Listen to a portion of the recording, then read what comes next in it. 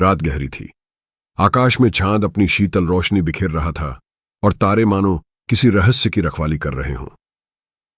उस रात अर्जुन नाम का एक साधक हिमालय की चोटी पर ध्यान मग्न बैठा था। उसकी सांसें गहरी थीं, आंखें बंद थीं और उसका मन किसी अदृश्य आभा से जुड़ने की कोशिश कर रहा था। अचानक उसे अपने भीतर एक गहरी धड़कन सुनाई दी, मानो ब्रह्मांड उसके हृदय में धड़क रहा हो। उसी क्षण उसने एक अद्भुत प्रकाश देखा। यह प्रकाश सामान्य नहीं था, यह प्रकाश शिवत्व का प्रतीक था। प्रकाश के बीच महादेव का स्वरूप प्रकट हुआ।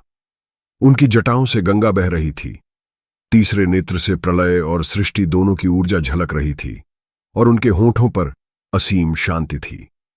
अर्जुन ने जैसे ही उस रूप को देखा, उसकी सांस थम गई। महादेव ने बिना कुछ कहे उसकी ओर देखा।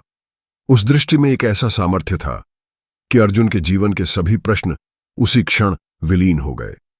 उसे लगा जैसे महादेव ने उसके मन की गहराइयों में छिपी हर शंका को पहचान लिया हो।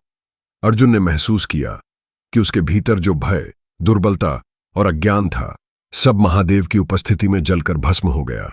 अब उसमें केवल आत्मविश्वास, शक्ति और शांति बची थी। उसके कदम अब डगमगाते नहीं थे, उसके विचार अब उलझते नहीं थे। महादेव की ऊर्जा ने उसे यह सिखाया कि जीवन की हर चुनौती केवल एक अवसर है, जिसे पार करके आत्मा और मजबूत होती है। मृत्यु भी अब उसके लिए अंत नहीं थी, बल्कि एक नए मार्ग का द्वार बन गई। उस रात अर्जुन ने जाना, महादेव केवल एक देवता नहीं, बल्कि वह शक्ति हैं जो हमारे भीतर सुप्त है। उन्हें पाना बाहर नहीं, अपने अंदर की गहराइयों में उतरने से संभव है। सुबह जब सूरज उगा तो अर्जुन का चेहरा भी उसी दिव्यता से चमक रहा था। अब वह जान गया था कि महादेव का आशीर्वाद उसे हर कठिनाई से लड़ने की प्रेरणा देता रहेगा।